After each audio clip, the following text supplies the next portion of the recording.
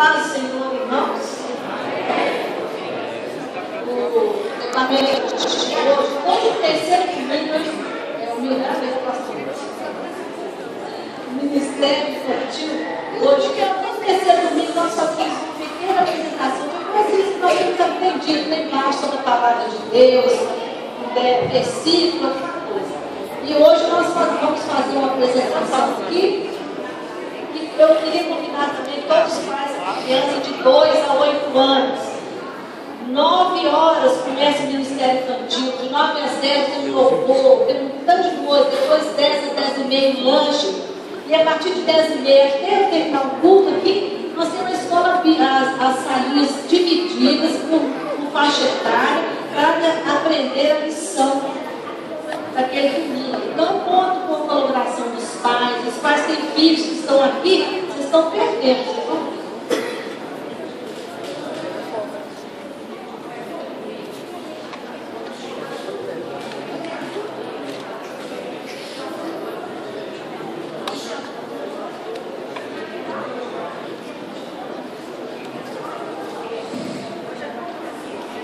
Vamos lá, olha que é essa hoje?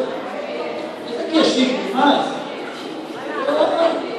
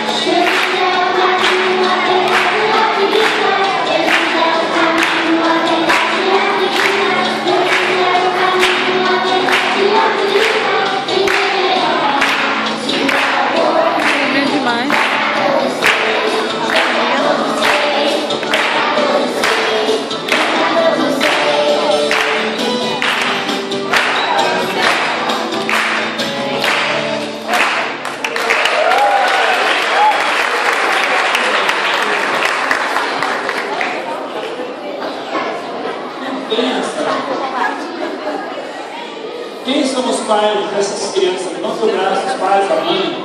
Parabéns, viu? Parabéns. Você é pai e uma mãe inteligente. A igreja não queria o filho de ninguém, mas dá uma mão. Vai, dá uma ajuda. Vamos ficar em pé e abençoar essa criançada. Maravilha. Olha só. Muito bonito, né, pastor? Sim. O Senhor abençoa as crianças também. Então, pode